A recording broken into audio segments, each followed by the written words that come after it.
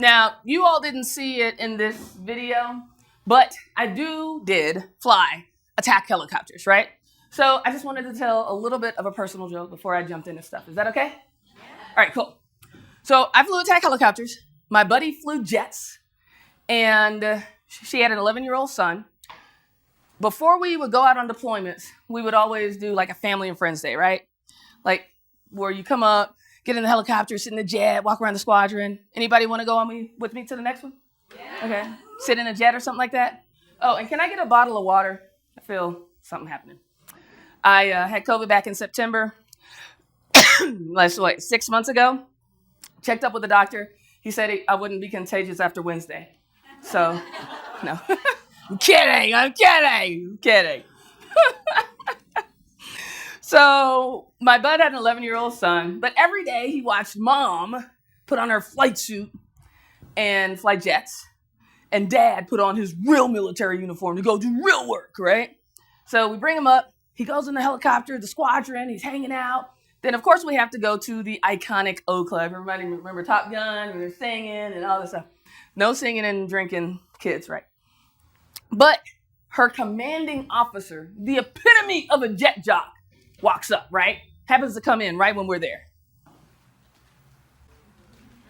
He walks up to the little guy and he says, "Well, son, what do you want to do when you grow up? You want to be a jet jock, right?" Little guy thought about it for a second. "Nah, that's a girl's job." Like, yeah! It was awesome. Like, you cannot make that up, right? So, a lot of people ask me, how did I get here? What was the inspiration? Did I want to be a pilot ever since I was little? And no, that wasn't me.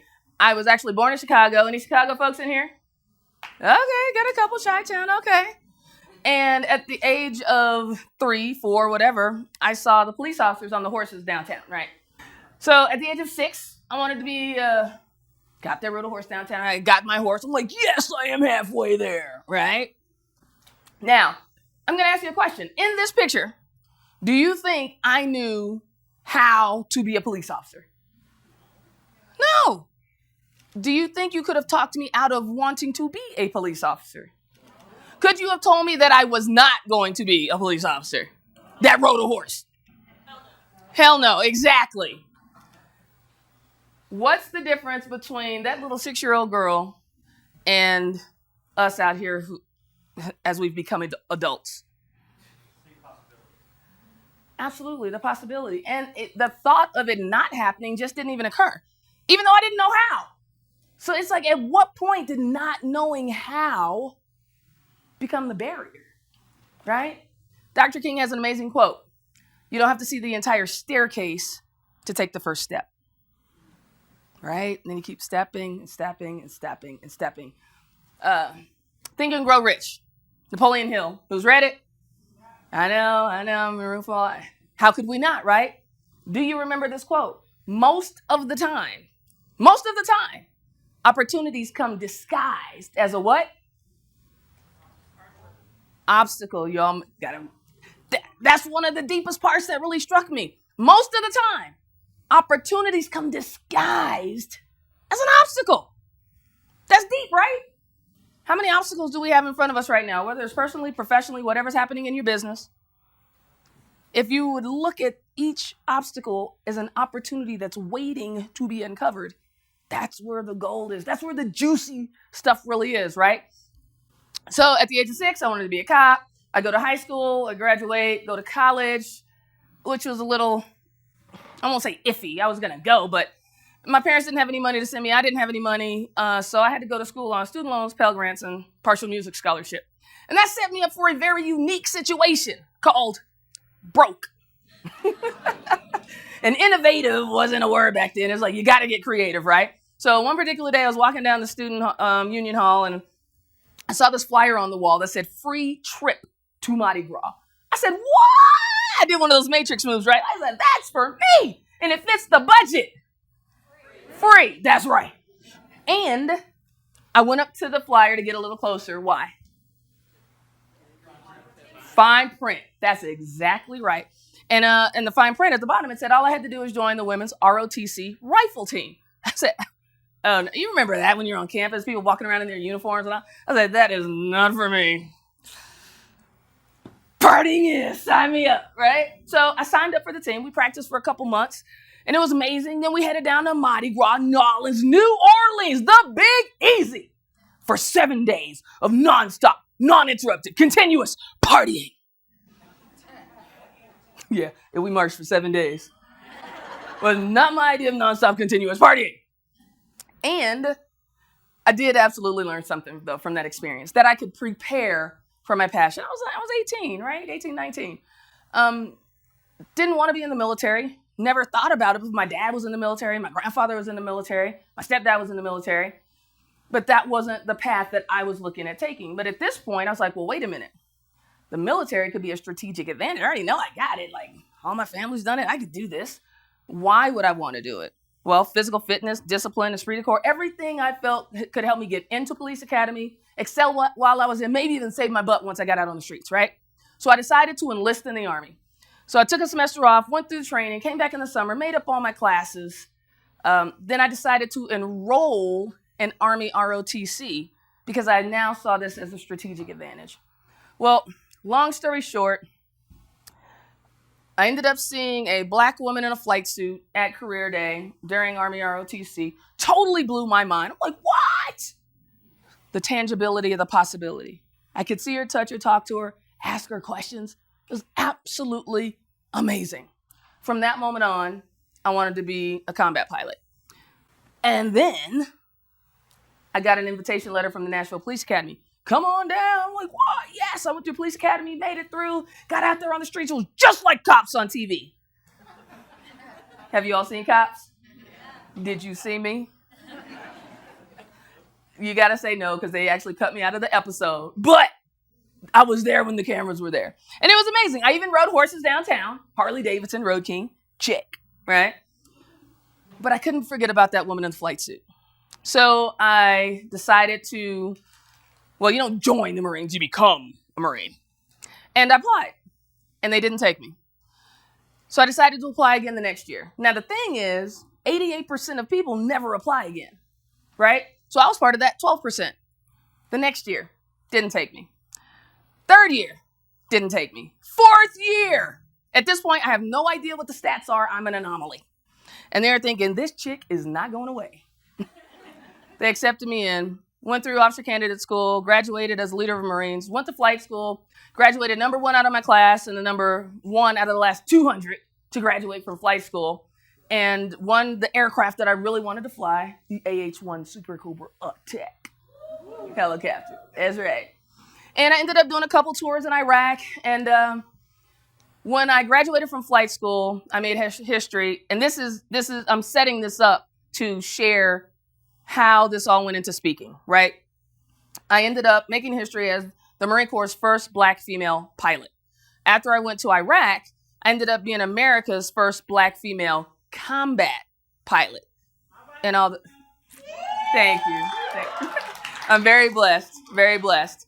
But when that happened, my cousin wanted me to write a book, and people were asking me to speak. And I'm like, well, what do you want me to say? Just tell your story. Just tell your story. I'm like, okay. And with the book, that was even before Iraq. And I said, well, let me do something. Let me do something worthy enough first. And I remember I was talking on a satellite phone on the border of Syria. And I was in Iraq at that point. It was 2:00 in the morning. And I called my cousin. I said, okay, I'm ready. I'm ready to write the book. So I get back.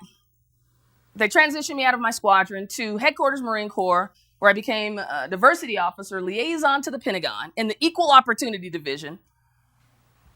And I was absolutely pissed. I said, what? Equal opportunity? I am a warrior. I am a trigger puller. You have me flying a desk in equal opportunity? So how did they end up choosing me for equal opportunity? They said, well, Armour, they wanted a black female pilot. I'm like, I'm the only one. How equal is that?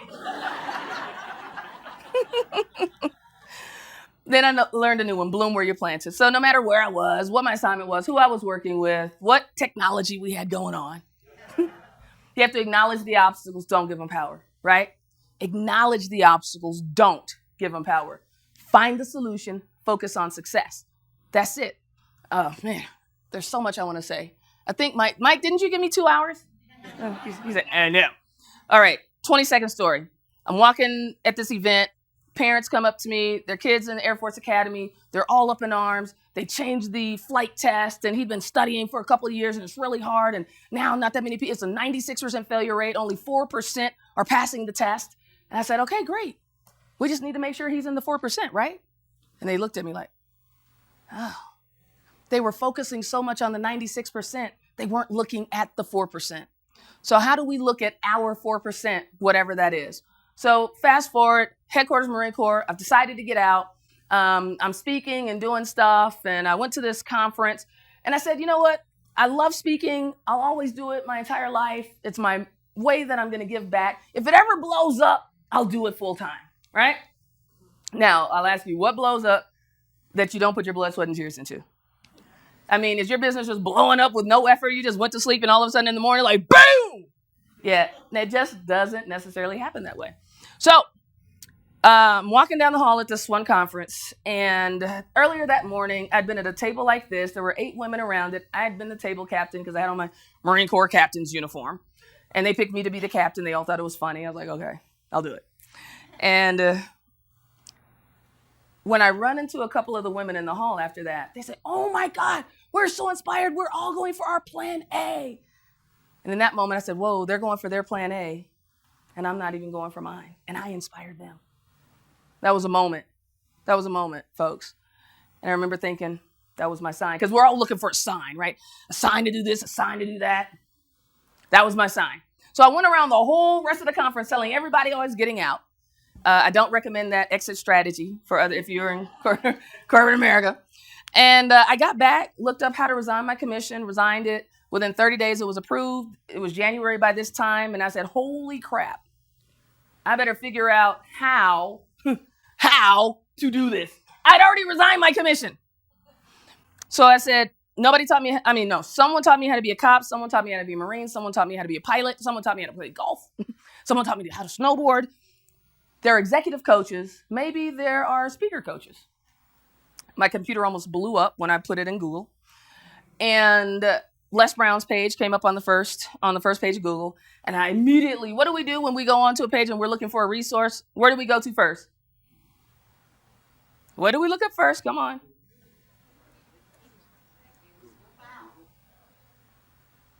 When you're looking at a program, what's the number one thing you want to know? Thank you. I was like, stop playing. I went right to that pricing. It was $2,500. I was like, what? $2,500 for 2 days? Are you kidding me? That is ridiculous. Marine, paycheck to paycheck. I'm getting out. Family. My mom lived with us, right? So this was a big deal. A couple weeks later, I'm up talking to a friend. She had a friend with her. And I'm all excited. Like, I'm getting out. I'm going to be a motivational speaker. And the woman was like, okay. I didn't care. I knew what mission I was on, right? People are always going to try to throw doubt or stuff on your dream. So I keep talking. I said, well, the colonel's going to be looking for me. I better get back downstairs.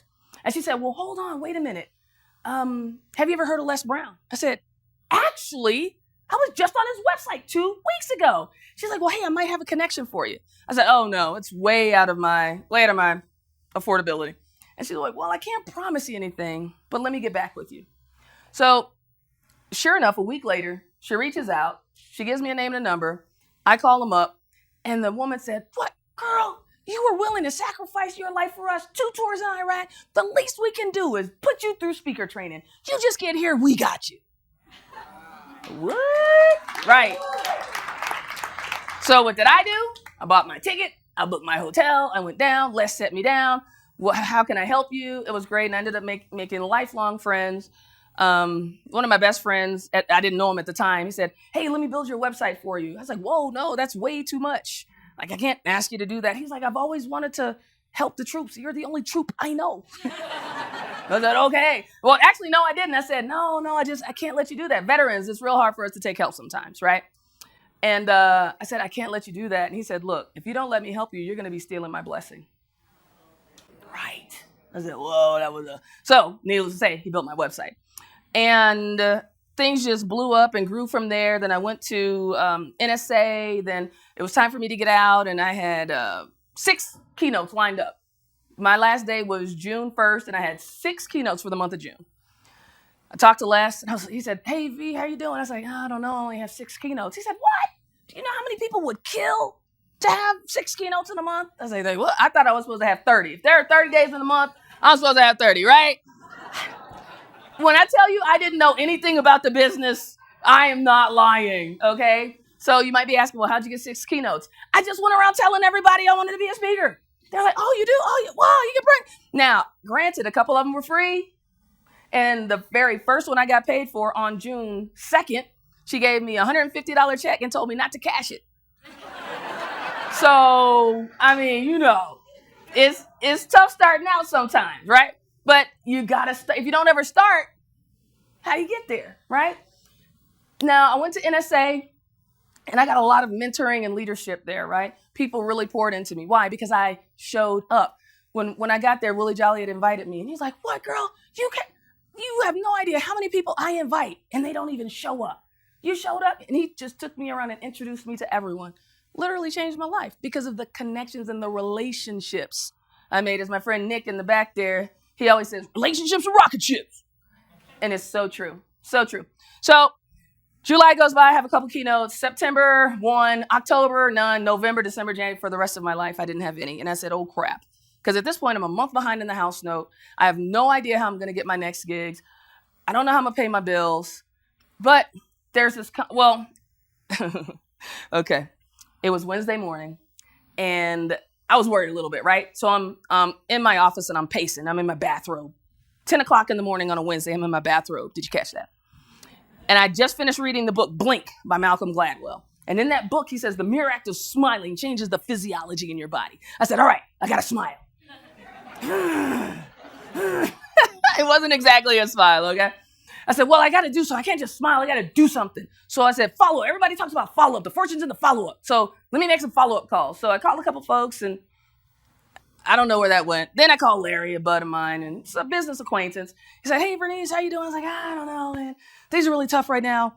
I don't have any gigs, but there's this conference coming up on Saturday, but it's last minute. I can't buy a ticket because I lived in D.C. The conference was in Atlanta. And I said, I can't buy a ticket. It's too expensive. I don't know where I would sleep, hotel, let alone getting into the conference, paying it's a corporate conference, like $2,500 registration fee, right? So I don't know, but I know if I went, everybody that I told was getting out the last year, they were all saying they wanted to bring me in. So I knew there was potential, right? That there were open doors. And he said, well, when do you have to be there? I said, Friday. He said, well, a buddy of mine is having a fundraiser for Barack Obama on Thursday night. If you come down, you can get your picture signed with him that you took a couple months ago, spend the night, take a shower, go down fresh the next day. And I said, all right, gutsy move, right? In your gut, you know it's right. It takes guts to do it, but you got to take action. If you don't take action, it was a gutsy thought. That's right. So gutsy move. I decided to go. I go down. I'm standing probably right around in there. Barack Obama's giving a spiel outside, and then he finishes up and asks for questions. I raise my hand. He goes, oh, Vernice, great to see you again. Thank you for your service. I'm like, oh, my God. Right? I mean, it's like this dude remembered my name. Are you kidding me? And everybody looked like, who are you? Got my picture signed. Then I headed down to the conference the next morning, and I'm in my suit, and I'm standing in front of registration. Imagine walking in that door right there, knowing you do not have registration to walk into the room. And one of the organizers remembered me from the previous year, and he said, oh, Captain Armour, hey. Well, he called me Vernice, I think, after a while, because became friends. He said, we had a speaker fall out. Do you mind filling in? And don't worry, we got your hotel and your registration. I said, what? Now, this was also one of those conferences where they fed you. So I was also going to eat. Now, I was prepared to sleep in my truck and eat McDonald's off the dollar menu and do the hallway hustle. Just show up in the lobby. Oh, hey, how you doing? Hey, oh, yeah, you guys are going to session. Yeah, I got to meet. I'll be right back. Right? The universe is just waiting for you to show up. waiting for you to put your chips in on you, waiting for you to invest enough to be willing to go and sleep in your truck or car, whatever it is you have, right? It's not even a risk. Why do I say risk is different from gutsy move? Because a gutsy move, you know it's right. It just takes guts to do it. And let me give a caveat on the gutsy move. It doesn't always turn out like you think, but it's usually the universe setting you up for something you didn't even know was waiting for you. But you had to make that gutsy move. Is this like, remember the Indiana Jones movie where he was at the cliff and he put his foot out and he was like, oh, and he went like that. And he thought he was like, but the pylon came up under his foot. It's like the stars were just aligning under my feet as I was taking this walk. Within 30 days of going to that conference, I had checks in my business checking account, from companies like Bank of America, Boeing Airplanes, and Walmart. Thank you. And this is not a bragging thing. This is inspiration, right? Within 8 months, because 4 months in, I was behind in my house, no money, right? 8 months from there, which is the whole 12 months, the first year of speaking, I made $136,000. So my business broke 6 figures. And within 4 years, it broke 7. How did I do that? Yeah, who's like, no, really, how? What did I say from the very beginning? Do you think I did anything by myself? No. If I had taught myself how to fly, that first landing would have been, I might not be here right now. Right? Again, golf. I didn't even teach myself how to play golf. Someone taught me. The first thing I did, being a Marine, at Headquarters Marine Corps, when I decided to become an entrepreneur, what was the first thing I did? I Googled what? Speaker what? Speaker what? Why did I Google speaker coach? That right. Why am I going to try to figure it out? Don't reinvent the wheel. Buy your own custom reel and bling it out. But don't reinvent the wheel. And I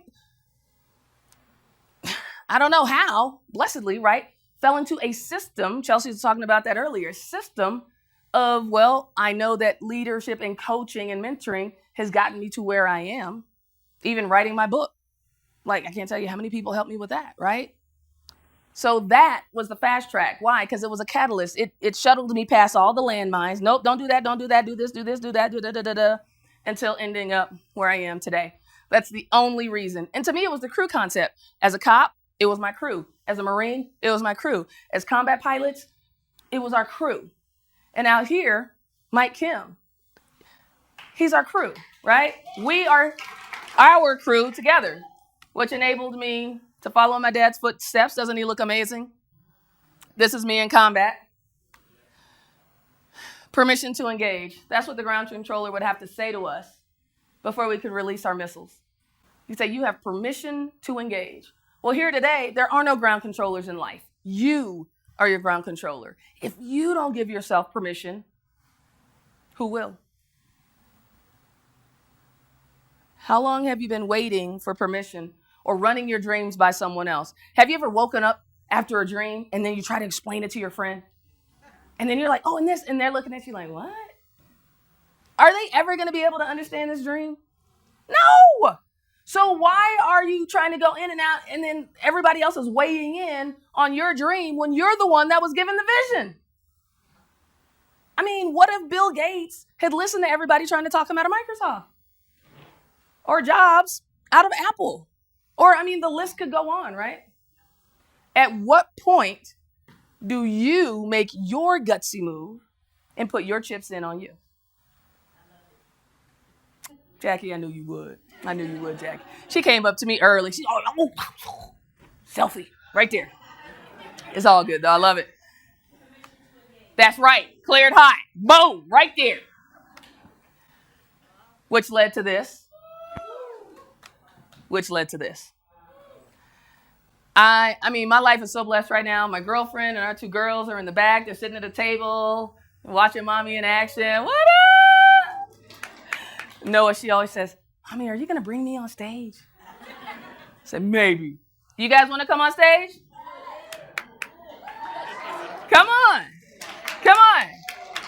Look, how much more time do I have? What time is it, somebody? I have 3 minutes. Yeah, no, I care. Come on if you're coming. Come on, Noah. Come on. Confidence. Come on. Come on. Come on. Come on. Come on. Peyton, get Noah's hand. Bring her up here. Okay, no iPad. If you don't come up here, no iPad. Come on. Look, she's getting up now.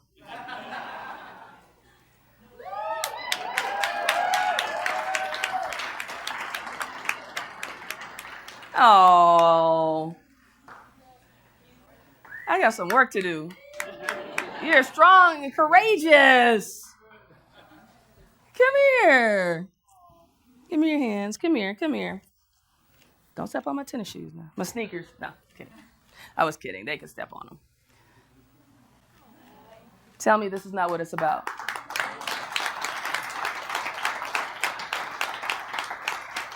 I don't think we're working, doing the midnight oil just to stay up and brag about working at midnight. Our friends, our family, our community, our crew, our support network, whoever it is that's depending on us, even if it's just us. At the end of the day, what legacy are you creating? What significance are you bringing to the world, right? And this is not about if you have kids or not. We have a tribe. To every single person in here has a purpose. And you have a tribe that is waiting for your message, and it's only a message that you can give because only you have the experience in life that you have. Who's waiting to hear your voice? Who's waiting for your message? Who's waiting for you to show up? The question is, are you going to make your gutsy move?